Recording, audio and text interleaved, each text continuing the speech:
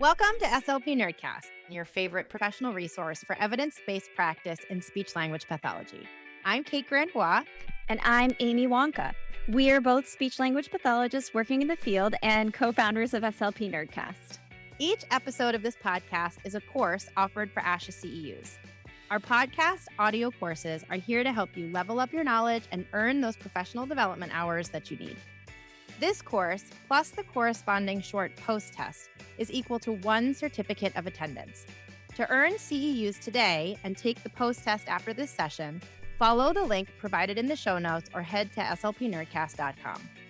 Before we get started, one quick disclaimer. Our courses are not meant to replace clinical advice. We do not endorse products, procedures, or other services mentioned by our guests unless otherwise specified. We hope you enjoy the course. Are you an SLP or related professional? The SLP Nerdcast Unlimited subscription gives members access to over 100 courses offered for ASHA CEUs and certificates of attendance. With SLP Nerdcast membership, you can earn unlimited CEUs all year at any time. SLP Nerdcast courses are unique, evidence-based, with a focus on information that is useful. When you join SLP Nerdcast as a member, you'll have access to the best online platform for continuing education in speech and language pathology. Join as a member today and save 10% using code NERDCASTER10. The link for membership is in the show notes. Welcome to SLP Nerdcast. We are so excited to welcome today's guest. Welcome, Megan Holmes. Hi, guys. Thanks so much for having me. I'm so excited. We're excited too. You're here to discuss the SLP's role in palliative care. But before we get started, could you please tell us a little bit about yourself? Sure. I graduated from Northeastern University in 2016. I did the accelerated bachelor's master's there. And since then, I've worked exclusively with adults and geriatrics kind of across the continuum of care. I've done skilled nursing facilities, home health, a long-term acute care hospital, and I'm now working in an acute care hospital in central Massachusetts. We're really excited about this. We had a lot of really interesting conversations before we hit the record button about how this topic of palliative care might not be obviously related to what we do as speech language pathologists, but as you're going to tell us soon, this is much more related to the role of the speech pathologist than you might think. So there's a cliffhanger there. And I'm looking forward to you filling in more information. But before we get there, I do need to read our learning objectives and our disclosures. I will get through those quickly and then we'll get on to the good stuff. Learning objective number 1, define palliative care. Learning objective number 2, describe knowledge and skills specific to the SLP role that can benefit patients, caregivers, and clinicians navigating serious illness. And learning objective number 3, identify at least one communication tool that uses patient-tested, person-centered language as a framework for discussion around serious illness. Disclosures, Meg's financial disclosures. Meg received an honorarium for participating in this course. Meg receives a salary from UMass Memorial Health and Worcester State University. Meg's non-financial disclosures. Meg has personal experience with palliative and hospice care. Meg is also a member of ASHA SIG 13 and a member of the Dysphagia Research Society. Kate, that's me. My financial disclosures, I am the owner and founder of Grandbois Therapy and Consulting, LLC, and co-founder of SLP Nerdcast. My non-financial disclosures, I'm a member of ASHA SIG 12, and I serve on the AAC Advisory Group for Massachusetts Advocates for Children. I'm also a member of the Berkshire Association for Behavior Analysis and Therapy. Amy, that's me. Financial disclosures. I am an employee of a public school and co-founder of SLP Nerdcast. And my non-financial disclosures are that I am a member of ASHA. I'm in Special Interest Group 12, which is AAC. And I participate in the AAC Advisory Group for Massachusetts Advocates for Children. All right. Megan, as Kate mentioned, before we hit record, we talked a little bit about the audience for this specific episode. And like in my mind, when I think about palliative care, I'm thinking about geriatric clients, but it turns out I'm not super correct in that thought. So could you start us off just by telling us a little bit about how, if you're an SLP and you're listening and you think this topic doesn't apply to you, in fact, it probably does. Yeah, I think, Palliative care is just an extra layer of support that can be, given to a patient at any stage of a serious illness. But realistically, it's just those are your big picture doctors. And so they provide what the healthcare system and what the overall school system, I think, claims to provide, which is person-centered or client-centered or student-centered care. And so if you are an SLP and you work with people and patients and clients, like those tools that we're going to talk about, I think are going to be helpful for you. And to sort of start us off with defining palliative care, you've just given us generally a loose description of what it is.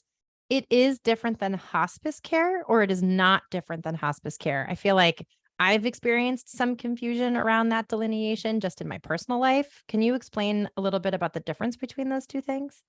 Yeah, so palliative care is not necessarily end of life care in the way that hospice is. Hospice, in order to qualify for hospice, you need to have a terminal illness with less than 6 months of life expectancy, whereas palliative care is focusing on symptom management and quality of life. And so that can be initiated at diagnosis. And so I think that the current model in the United States healthcare system is exactly the way that you currently understand it, where palliative is like this bridge to hospice, but that's not necessarily true. So does the role of SLPs does the role of SLPs who are working to support palliative care, does that look different depending on the setting that you're in? Like I know we've talked about nursing homes, we've talked about schools. I know your experience is primarily with geriatric clients, but can you give us sort of a view of how that might look depending upon the setting that you're in? Yeah, I think that specifically with adults, you are going to be working with patients who are at very different stages of their illness. Like my job is working in the acute care hospital. And so oftentimes I see them when they've had an exacerbation of their serious illness. They've had some sort of setback. And so that's kind of a prime opportunity for them to step back and be like, oh man, like this is going to keep happening. What do I want next time to look like? If you're working in a skilled nursing facility or home health, I think that you are seeing more of the day-to-day, like more stable and controlled symptoms of like, hey, are you happy with how this is going?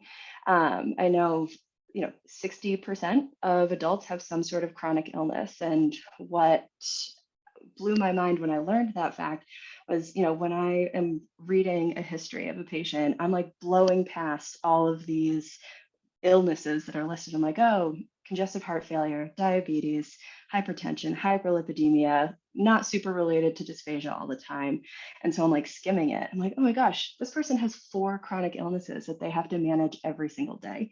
And, I think that remembering that we are treating an entire person and not just, hey, I actually only care about the part of you that is relevant to me is really important. And just going back to what we said at the beginning, having now a better understanding of what palliative care is, this could absolutely be part of what an SLP in a school needs to be aware of, or in a pediatric setting outside of what you've listed, skilled nursing facilities, acute care, all of those kinds of things. Because if you're really trying to support a family or a child or a person with a chronic illness, people live with chronic illnesses in many places, they experience treatment in many settings. Is that a fair assumption? Oh, absolutely. Yeah. I think, remembering that everybody that you're interacting with is dealing with more than you can wrap your head around makes you a better clinician. And so, having the ability and the tools to remind them that they do have more control than they think and kind of empower them to say, hey, what's been given to you so far is a recommendation based on this goal. Is this your goal also? And making sure that you're, advocating that their care gets adjusted appropriately in that way. So you've already started mentioning, or you've touched on some of the things that an SLP might need to do in terms of skill set to support someone with a chronic illness. I'm assuming that counseling is also a piece of this. Can you tell us a little bit more about the knowledge and skills needed for an SLP, or even an SLP who might be listening and thinking, oh, I work in an elementary school, but I'm already thinking of my little client who's in kindergarten who's living with a chronic illness. What kinds of knowledge and skills do we need when we can identify that we're working with someone with a chronic illness?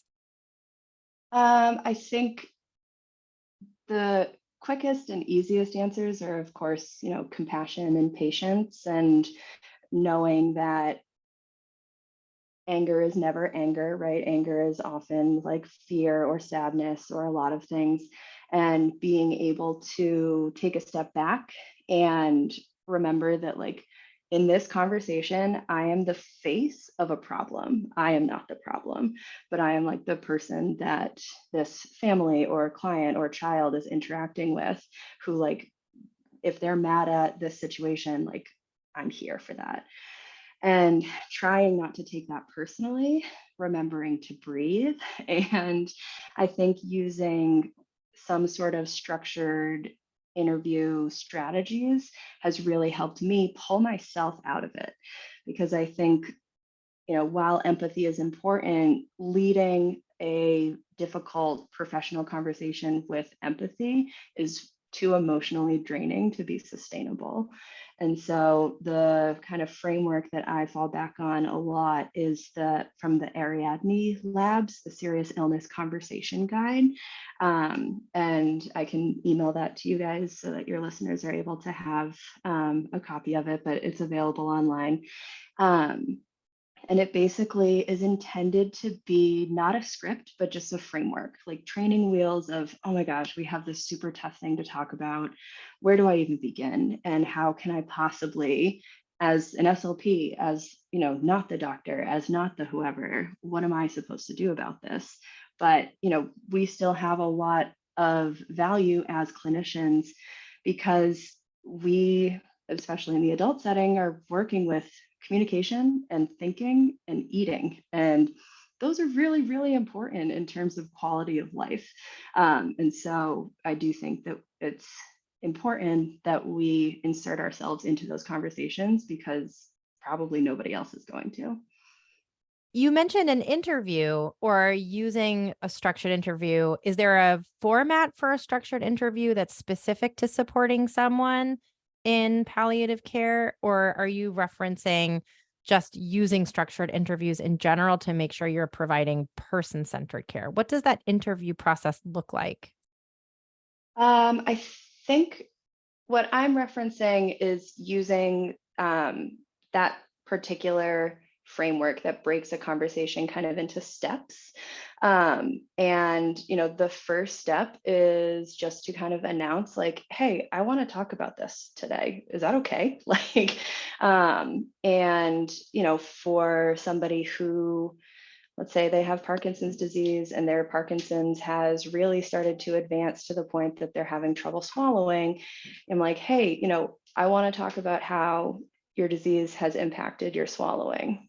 Are you up for it? Is that okay? You can pick language that feels natural to you. Again, this format is not intended to be a script, but, and then you check in with the family or the patient or the client, and you're saying, like, tell me what you understand about where we're at with your swallowing and why we're talking about your swallowing and what we're worried about, so that you can kind of hear what they have retained, what you, over the course of what you have hopefully already educated them about at least a few times, so that, if you are just monologuing at them and telling them something that they already know, they don't have any buy-in into that conversation, and they think that you're not going to listen to them. And so opening the conversation by saying, tell me what you know, tell me what you think, that can be really important and really helpful and really valuable. And people are going to really appreciate it. And so I think I'm just trying to open the guide right now so that I can make sure I'm not skipping any steps or anything. But I think that, people freeze in these tough, people being SLPs and clinicians, freeze in these really tough conversations because they feel like they don't know what to say. And they don't want to say the wrong thing. It's coming from a kind place. And so if you have tools to be able to navigate it, then that helps a great deal. In thinking about working with someone and supporting someone who has chronic illness and understanding that there might be caregivers involved, or as you mentioned, grief or anger, moving through those conversations with sensitivity is so important. And I love the idea of a framework. We love a good framework here on the Nerdcast. We talk about them all the time. But knowing that there are frameworks or structured components out there to help with that is incredibly helpful. So we will make sure to link that reference in the show notes for anyone who is listening. Perfect. Yeah, I totally agree. And I think I have gotten better at it, but I still stumble, right? Like these are really, really hard topics. And you mentioned grief, and one of the topics that comes up a lot in the acute care setting is anticipatory grief, which is either, the loved ones grieving before somebody's gone, or even just like if you have a progressive illness, you're kind of preemptively grieving the loss of functions that is coming. And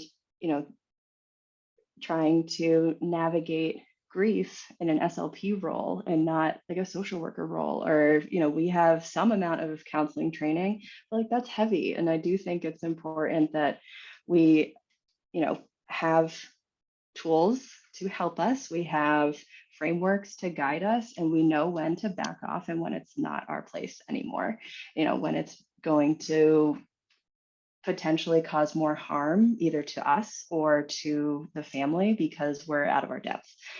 So I do definitely want to make sure people are careful and checking in with themselves to make sure that they're not going to overstep and cause themselves any harm, because burnout is very real and compassion fatigue is very real. And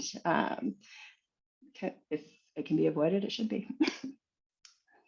I 1,000% agree. And I think, we've had some other folks on the podcast in the past talking just about how really, really important that is, that self-care and that self-awareness and those strategies for ourselves to be able to check in with ourselves and monitor ourselves, and make sure we're taking care of ourselves so that we can effectively do our job for our clients. So that's a very important point that I think we can't emphasize enough. I guess I also had a question connected to what you were saying in terms of like, we're not social workers and we're not, these other types of providers. How do you collaborate in your role, at least, with other healthcare professionals like physicians or nurses or social workers or counselors? Do you collaborate? Is there room for that kind of in providing wraparound service, and what might that look like? So I am definitely very spoiled to be in the acute care setting because there's a palliative team, right? Like there are dedicated providers and social workers who like this is their whole jam. And so they are a consult service that the primary medical team can engage. And so like in some of these, big family meeting type situations, they are guiding it. And so I get to sit there and like wait to be called on to say my piece instead of leading. Hospice is covered by most insurances and palliative care is not. And so I do think that, SLPs who are not in the acute care setting or not working in an outpatient clinic that has access to a palliative team are a lot more on their own with this kind of thing. And so they need to be collaborating with the primary medical team and the social workers to be like, hey, this patient told me this, and this is how our conversation went. Do you want to come with me next time this comes up? Or do you feel comfortable calling this patient's family about this thing? Like, should I do it? And kind of figuring out who's taking lead on this. Because I think what I realize, the acute care setting that I work in is also a teaching hospital. So I'm working with a lot of interns and residents who are like, yeah, you do it. Like, I don't know. and I appreciate that because they want to learn and they want to be able to offer this service. And they feel out of their depth. And so they're turning to me. And so I would encourage your listeners to also, when they feel out of their depth, think about who on that interdisciplinary team they can turn to take lead and what they could offer. And that also sort of makes me think about the role of the SLP, because I have to presume if you're lucky enough to be able to work as part of a team and have other disciplines at your disposal, you're bringing a wealth of knowledge related to, as you mentioned, communication, swallowing, that the other professionals may not have. How do you tailor some of these skills to individuals with different skill level? I'm just sort of bringing this back to this concept of person-centered care in interviews. So for example, if you're working with someone who's in cognitive decline, but is in palliative care, how do you approach and adapt your person-centered care interviews or your communication style? How does that change how you approach a case? I think you're bringing in more stakeholders, I think, to somebody who has experienced cognitive decline. One line that I think it's very important for SLPs to draw is, I have often been asked, hey, can you do a cognitive evaluation on this person to figure out if they have capacity to make medical decisions? No. I absolutely can tell you information about this person's attention, memory, all of these types of SLP related things, but capacity, the ability to, make a decision like that has to be determined by a physician. And so I think that if everybody on this interdisciplinary team is like, hey, Mr. Smith here might not be able to make his own decision, you're having these conversations, maybe still including Mr. Smith, but probably focusing more on the healthcare proxy and the healthcare agent, the person who is going to ultimately make that call.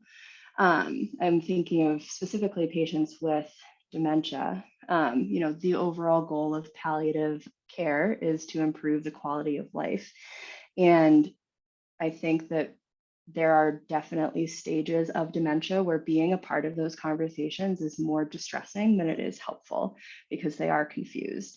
And so they're hearing for the first time, it feels like, I'm dying, what? And so that is not going to be, first of all, productive or kind. Like, you are causing undue stress to your patient, your client, the person that you are allegedly caring for, by involving them in something that they don't have the capacity to do. So you're shifting this kind of framework to be targeted more at family members or you hope family members, but healthcare proxies in general. And I think that, that adds almost a new layer because every family has very different dynamics, and you have to come into those conversations without judgment. Especially me in the acute care setting, I'm often meeting somebody for the first time and interacting primarily with like their spouse or their child or somebody who has known them for longer than I could ever imagine. And so I say, listen, like, my expertise is in swallowing, but your expertise is in your mom. And so we have to kind of work together so that we can make a plan. And, reminding them that we're on the same side here and we absolutely have the same goal, making sure that they feel heard. That brings me to a question about how you communicate and support the family. So if you are dealing primarily with a spouse, a partner, a caregiver, a care partner, I recently learned that that's a preferred term, care partner, or their children, their adult children, how are you counseling them in terms of how to support them in palliative care? Because I have to assume in your setting or in any setting, we're allotted one visit a day. I don't know what your service delivery models look like in acute care because I've never worked in acute care, but thinking of any speech pathologist, we're not with these families all day. How are you providing education to the care partners in these instances?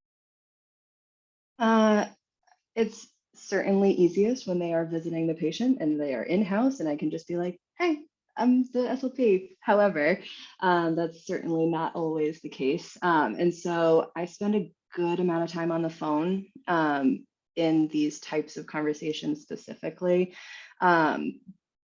especially when the medical team has asked me to, because in the acute care setting, the point family or the primary care partner is usually updated at least once a day. And so, whether that be a nurse or a doctor, like that person is expecting a phone call from the hospital. And so if I'm like, hey, when you talk to this care partner, do you want to bring this up or do you want me to make a separate call? And then that's kind of what the plan ends up being. I think that the bigger meetings where like a palliative provider is present and a social worker and a case manager and the primary team and me and anybody else, those are usually scheduled separately. And so, that is, all right, I know that on Friday at 10, I'm going to be in this meeting and having that conversation. About assessment, can you help us at least within the acute care environment? How does your assessment change with the incorporation of a palliative care component, or how might it change over time with the same client? What might that look like? Sure. So my, primary focus in the acute setting is swallowing. It's dysphagia.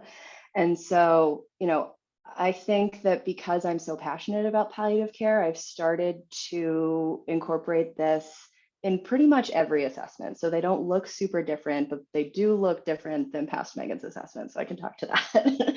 So I think that there is a lot heavier focus on education where you're saying, hey, we're worried about swallowing because we're worried about potentially pneumonia. When you're in the hospital already, or if your immune system is battling other things, you might not be very good at fighting off a pneumonia. And I have found that it's important to say the word fatal. And you have to make clear, hey, when you are making decisions for yourself and your own body and your own life, I do need you to understand that potentially you are making a life-limiting decision. So I do think that saying hey, I have concerns about the safety of your swallowing. I have concerns about your ability to meet your nutritional needs. And so I had heard, I'm not going to be able to remember who I heard this from, but I heard a quote that was basically, if you don't provide choices, then you can't get consent. It's just coercion. And so I loved that, especially in the dysphagia world. And so I'm like, hey, based on this goal of making you live as long as possible, recommend that you don't eat or drink anything and get a feeding tube. However, your other option would be to eat and drink, even though we're acknowledging that you're probably going to aspirate sometimes, even though we're acknowledging that that aspiration could lead to pneumonia, which could ultimately lead to your death. And being delicate, but clear about the way you're presenting that. I love that quote, by the way. I'm sorry, I just jumped in front of Kate. I see you unmuting, but that is such a great point, right? We're not providing options if we're not providing all the options. And I think also I'm going to ask you to circle back on the difficult conversation matrix and Sure. framework and tell us a little bit more about that. But I think something like that must be very helpful in having those types of conversations where you do use words like fatal and we don't kind of dance around the topic. And I'm thinking, I'm not in a position where I'm having those conversations. I don't work in dysphagia. However, I think a lot of these ideas are broadly applicable to all of this. We talk in euphemisms all the time. Even in special education, we being able to come out and be transparent and provide actual options, like actual choices, and be clear about what we're really talking about has got to be only beneficial, but also stressful, to begin having those conversations in that transparent manner. I want to piggyback on that. I want to piggyback on that quickly because I you've just made me think of something else in terms of that transparency. I think one thing I have experienced a lot in my career and that I have seen a lot is our hesitancy to provide clear prognosis. And I think, because it's bad news, no one in your example, we don't want to hear that, you could aspirate and die. In pediatrics, outside of something medically threatening or life threatening, we might say, the likelihood of you developing oral speech is low based on X, Y, and Z. I feel that as clinicians, and maybe this is my professional culture, you guys could correct, you could disagree with me completely, but just the willingness to be clear and provide information about a less than favorable prognosis, something that I am realizing right now that I have avoided my entire career. I mean, and I have watched other people avoid it too. Yeah, I think that the best, again, I will come back to the framework, I promise, but the best tool or the best little clippet that I got from there is the phrase, I wish, I worry, or I hope, I worry. And so it's like, I hope that you do develop oral language someday. However, I'm worried that you won't because of XYZ. And so you are joining them in some of the grief of like, this is a bummer. Like, I know that this is what you wanted, and I wish that I could tell you that it was possible, but I think we need to manage expectations so that we can set goals together. And so, from a serious illness perspective, you're like, I hope that when this infection clears, then your swallowing improves. But I'm worried that because this swallowing difficulty is because of a progressive disease, that this might be as good as your swallowing ever is. And so, using that, I hope, I wish, it's like, yes, I hear you that you want that, and I want that for you too, and I'm so sorry. But making sure that they understand kind of what the situation is so that they also know where you're coming from when you're potentially bringing up, like, do you want to consider non-curative types of treatment now? Like, that's really hard to hear if you're not in a spot where you are ready to be like, yeah, this progression that I have been afraid of is here. And now I have to like make some choices. I think that the SLPs who are focusing on dysphagia with a lot of these, chronic progressive, especially neurodegenerative diseases, swallowing is kind of like the crossroads where if that starts to become a problem, oftentimes that is the stage of disease that patients are ready to be thinking about hospice, where they're like, oh, hold on, this is close to the end. But I think it's extra hard if that's one of the first functions to be impacted. And it's like, hold on, like if you didn't, like I think they're less prepared for that type of conversation when diagnosis is really new or something like that. I think that the clients and families that have an easier time with these types of conversations and are more ready to hear it it's like, yep, like they were diagnosed with dementia 20 years ago, and we've been told to expect this day, and I hate that it's here. And it doesn't make it better or less hurtful that they were ready, but it does start the conversation more easily. All right, so I can talk a little bit. I have it up now, the Ariadne framework now, if you want me to go right into I would that. love you Okay. to. Just because I feel like it's going to be very broadly applicable. This is my like projected view, but we'll see. Okay, perfect. So again, this is from the Ariadne labs. They focused on, they tested all of this language with patients to make sure that it was clear and like agreeable to patients. They were coming at this specifically from serious illnesses, but Amy, spoiler, you're right. It's applicable to a lot of people. So the first step is set up the conversation. That was kind of what I had started talking about, where you're introducing the purpose and asking permission. Where it's like, hey, I'd like to talk about what is ahead with your illness, do some thinking in advance about what's important to you so that I can make sure we provide you with the care you want. Is this okay? And they have the is this okay bolded, because everything leading up to that point is not supernatural. Like, I am consider myself to be fairly well versed in these types of conversations, and I would never talk like that. And so, you do want to take the step and take the principle and put it in your own words, because you're a human having a conversation with another human, and you want to make sure that other human knows that that is happening.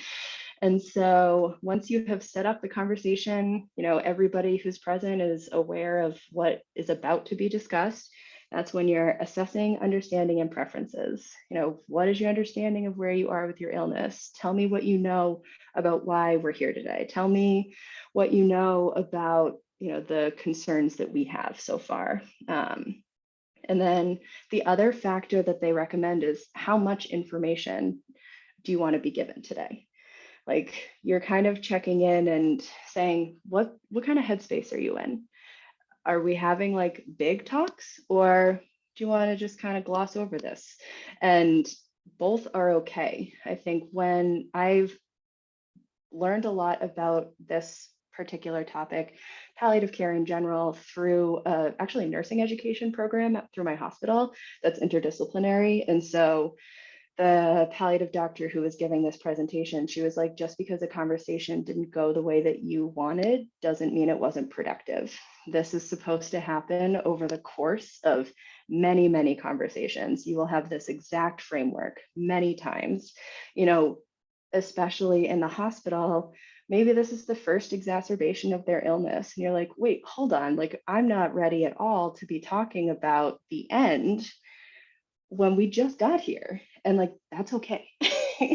But maybe next time they're hospitalized, hopefully years from now, they're like, oh, I remember, like, we did start to talk about this. And over time, they have it kind of, that seed planted in their brain of like, you get to pick, like, you don't have any control really over your illness in the course that this takes, but you do have control over where your life goes in this point. And so reminding them continuously, like, this is about you, we're here for you, you get to choose, is very, very important, very powerful. And the third step is sharing prognosis. And so when you're in the hospital, again, I'm a spoiled brat because I get to sit back and say, I'm going to defer to the medical team to let you know about the overall medical picture, because I do also firmly believe that that is not my role. I am not a neurologist. I am not, a pulmonologist. I don't know enough about the disease to be able to give a life expectancy. And so, like, I don't think that SLPs should feel pressured to make that kind of claim, because that's not within our scope at all. And so what we can do is share prognosis about something that we can diagnose. And so we can diagnose dysphagia. And so I'm like, I can say, I wish I worry. I hope that I'm worried. And, one family meeting that I had somewhat recently was, I had a patient who had Parkinson's that was fairly advanced, and he fell and he hit his head. And so the like acute issue was that he had a subdural hematoma because he fell and hit his head. And so the ICU team was very much like, well, like, once this gets better, then he'll be back to his baseline. But that's not really how chronic illnesses work. And I suspect that they know that also. But it's like, you don't go back to the baseline you were at, or have a new baseline. And so in talking to this patient's family, I learned, oh yeah, he's been, hacking his brains out for meals for like weeks and weeks. And I was like, it's interesting. Okay. And then they're like, yeah, I think he's had pneumonia. What is it? Is it 6 times in the past couple of years? And I'm like, okay.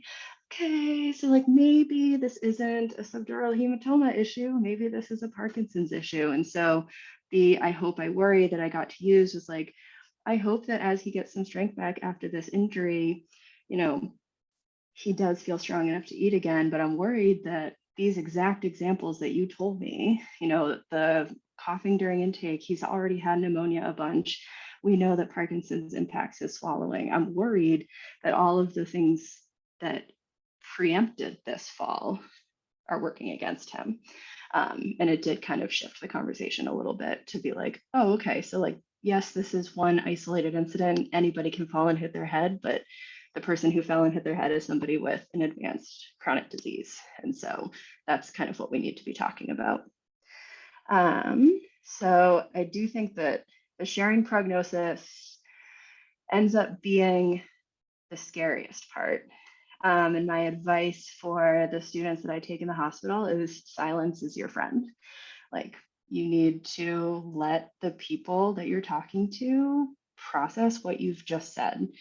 I stole actually from this palliative care course, the nursing education course at the hospital, I stole an activity and used it when I was teaching dysphagia, where it's like partner up and one partner has to talk about something that's important to them for 5 minutes, and the other partner can't say anything. And it's a really cool exercise because you realize how often you want to jump in and be like, I agree with that, or I have a thought, or because you're like seeking connection. And especially as SLPs, I feel like we're a chatty bunch. And so to realize how much more information comes out if you're silent was really powerful. Where you're like, oh, the people who are sharing were like, I probably said more than I would have to this classmate if I, had the opportunity to stop talking or reevaluate. And, as I'm saying this out loud, I'm like, sounds a little manipulative, but I promise it's for the greater good. And so I think the fear of not knowing what to say can be squashed if you are okay with silence, where you're like, give yourself a minute too, right? Like, you don't have to have the perfect thing to say, because oftentimes it's better not to say anything at all. And I think it's a way that so many of us kind of deal with our anxiety and uncomfortable feelings around having difficult conversations with clients. I think back to particularly when I was earlier on in my career, I sort of just tried to fill the space because I was feeling uncomfortable and I could see that my client or their primary care person partner was feeling uncomfortable. And so rather than be present with that uncomfortableness together, I was like, I'm just going to get through this. Like, we're going to go through it. I wonder if you, you just gave us a really great example, but I wonder if you had any additional reflections just on how your practice has changed and how your interactions with your clients have changed in terms of your dysphagia service provision from when you first started out to now that you're sort of incorporating this palliative care approach for all of your clients. Yeah, I think it definitely has reframed how I think about alternative nutrition. I wholeheartedly stand by the no peg tubes in advanced dementia. The ethics statement that came out can put it better than I ever did. And I think that that is so important, but to kind of look at each patient case individually and be like, will their life be improved by this feeding tube?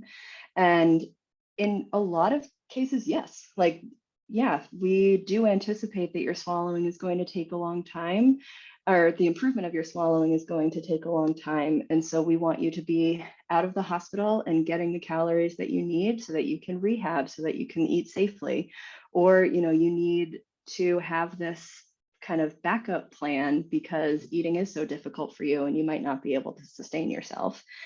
But I think having this, I approach every single recommendation I make as choices, makes me think, okay, where do I see this patient in 6 months?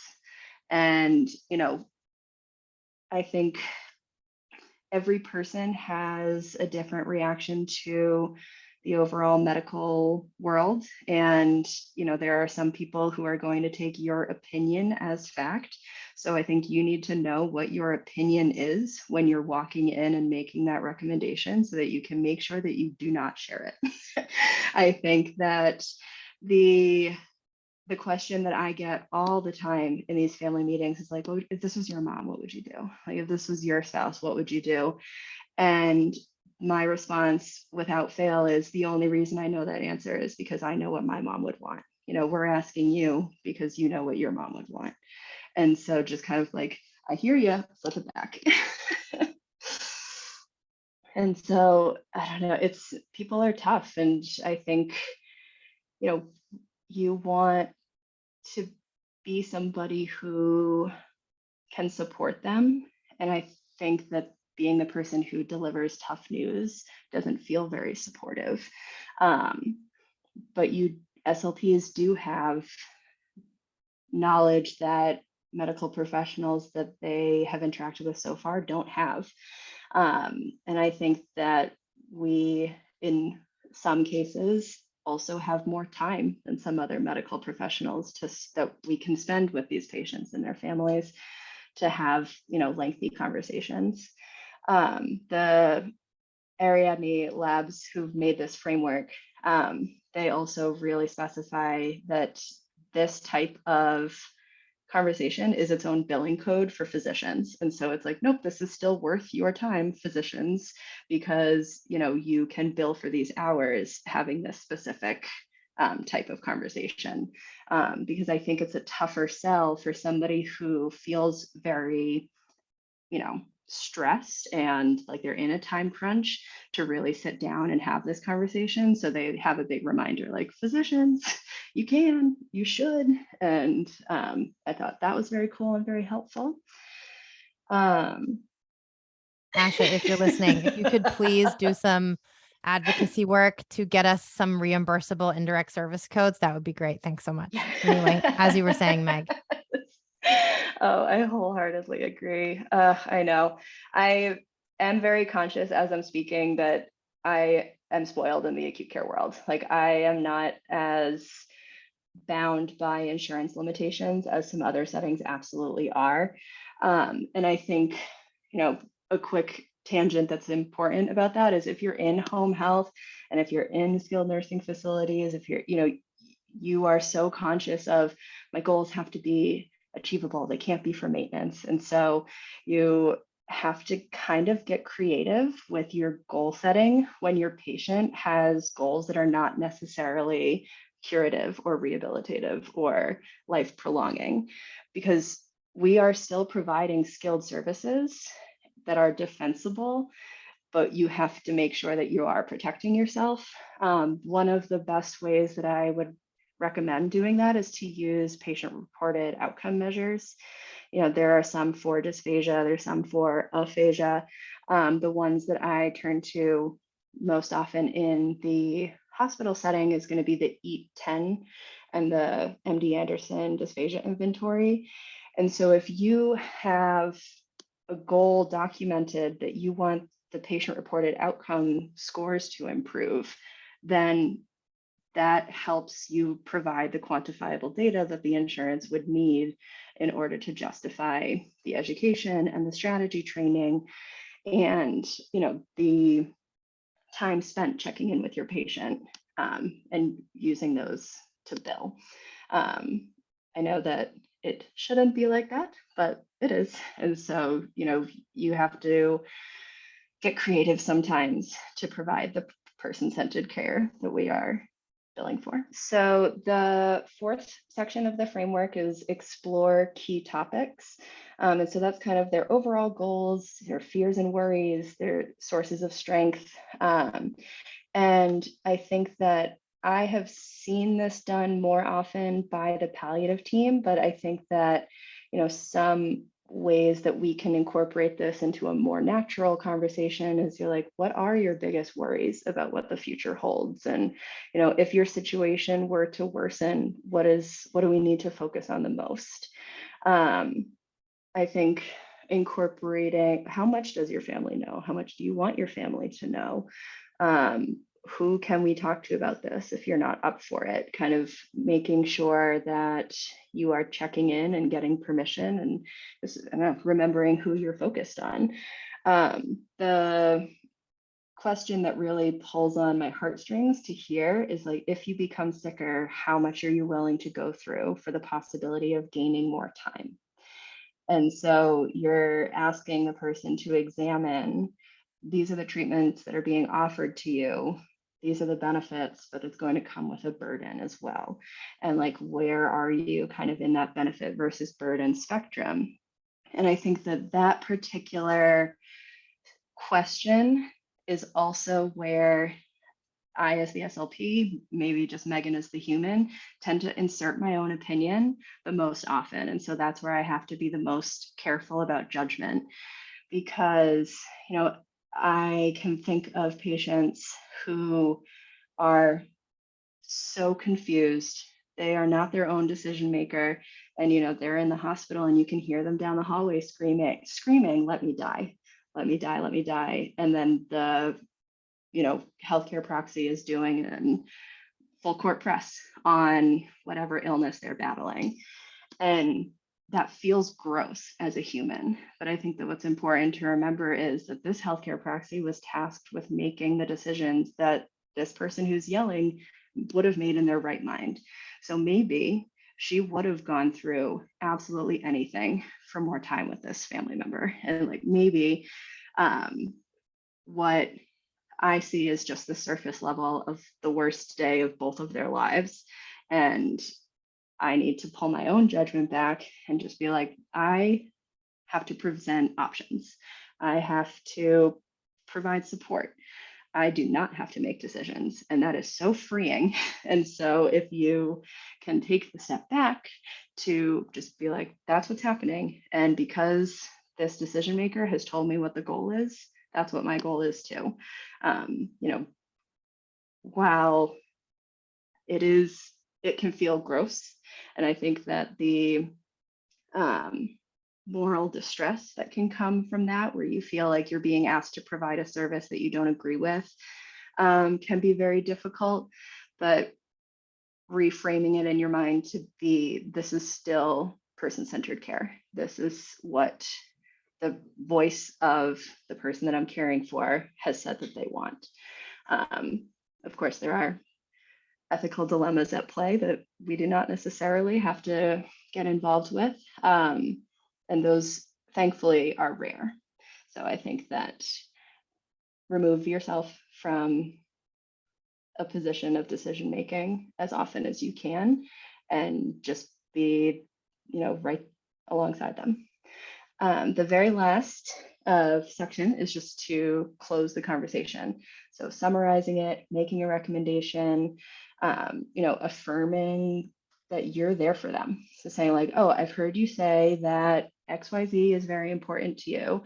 So keeping that in mind, the plan that I think we've agreed on is this. Is that correct? You know, how does this plan seem to you? And then, you know, promising what you can promise, which is I will do everything I can to help you through this. I think the behind the scenes self-care is like everything you can stops earlier than you think it does. And so it is very tempting to overextend because of shortcomings in institutions and, you know, systems that we are chosen to work in. But you can't continue to be a provider if you overextend all the time. If you burn out, you're good for nobody, right? So, you know, I will do everything I can to help you through this. Is I will do everything within my power that I can safely do to help you through this. That brings me to a question. I wanted to ask you about our third learning objective and the different tools that you use in your setting.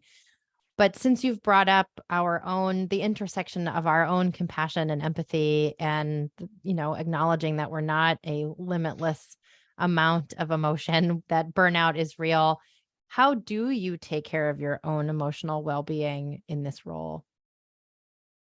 I like therapy for everybody. I don't know if I can say that, but everybody should go to therapy. Of course you can. Yes. It's definitely important. And I do think that having these kind of training wheels of like a framework like this, of a conversation like this, has made a world of a difference for me. In a prior job, I was working and I didn't have a lot of physician or administrative support. And the compassion fatigue became very overwhelming to the point that I had to leave that job with no backup plan and was like briefly unemployed because I was just like, I am X number of years into my career and it hasn't been that long. I told you all I graduated in 2016. So I'm like, I can't believe that I already feel like this. How can I, continue to work? And so finding a new setting, asking in interviews, what types of supports are available to employees, and like, what kind of experience do you guys have with these types of tough conversations, and who takes lead on this type of thing? I think can give you a lot of information about whether or not that spot is going to be a good place for you. And I hope that there are SLPs out there who are ready and prepared to be the ones to take lead on this right out the gate, but I certainly wasn't. And so this is something that has come over time. So I think, unfortunately, being kind to yourself and giving yourself the grace to bumble through a lot of these really tough conversations is also what can help. And yeah, I think it's mostly been a lot of boundary setting. And like, one other piece of advice that I got from the palliative team at our hospital, they published an article about this in, I think, the Journal of Social Work for Palliative Care. They had a buddy system throughout the pandemic where they would, have kind of check-ins with, hey, how are you doing? How are you taking care of yourself? And so just that kind of accountability buddy of, I'm going to have something to say in this stupid weekly meeting, of how I'm taking care of myself. And they opened every one of those meetings with a moment of silence for the people who have lost. And so I think that really helped me too. And that's something that I have done myself, where you're like, death is inevitable, but it's awful still. And so, to understand that you're like, I hate that we're here, and I hate that I was, that I do have to feel this, but like, what a treat it was to like feel like I was able to make the end of this person's life as comfortable and pleasant as possible. I think this job stops being fun if you do become jaded or, disillusioned by how serious this is. And so, you need to make sure that you're able to show up as your best self every day. So I don't know if that was anything concrete, but that's what I do. I think it's very helpful. I mean, I think all of those tips and like strategies are important. Therapy for everyone, totally. Yes. Second that recommendation. But yeah, I mean, I think even just hearing you talk about it, it's such a heavy. It's so heavy. It can be so heavy that I think having an active plan and being thoughtful about taking care of yourself sounds like it's almost required. And I also think you made a great point about work environment. I get on my soapbox of like, part of the only way that we're going to make our work environments better is by pushing for them to be better. And that includes choosing to work in places that are more supportive, right? Work in the more supportive place. Be kind to yourself and like vote with your job, right? I know we don't have a ton of time left, but I know we talked a lot about the framework tool in terms of, a tool that you're using a lot in your work. I just wondered, are there any other formal or informal tools that you're using that you want to kind of give a shout out to? Sure. Yeah, I think I used some of the honeycomb therapy motivational interview cheat sheet. I thought was really helpful, just to, again, help you realize that this conversation that is probably going to take a long time, right? But this is at least, we'll say 10 to 30 minutes. And you're like, I have no idea what I'm even going to say. Okay, let me break this into how can I establish what this conversation is about? How can I make sure that this patient feels heard? I think one of the most helpful pieces of advice that I got from those principles was to reassure whoever you're talking to that you know they're doing their best. And it's like, it's clear that you've been working really hard to follow our recommendations. I've said it to family members and like, it is clear that you have been taking excellent care of him, because I think that a lot of the hesitation for, palliative treatments focused on quality of life requires people to feel like they are giving up on their loved one, or we still have more to try. And you're like, yes, you absolutely have more to try, and we still can.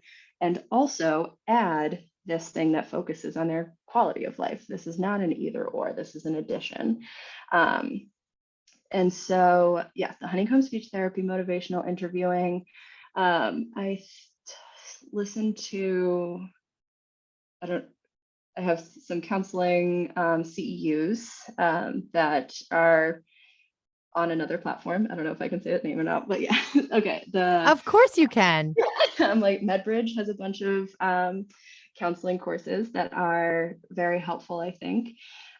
It's funny, not with those specifically, but I think that in a lot of counseling CEUs, you start to, or at least I kind of started to tune out too quickly, because you're like, yeah, I know. And then you get into this conversation, you're like, I did not know. And so you're like, listen to the whole thing, make sure that you are practicing kind of in your head sometimes.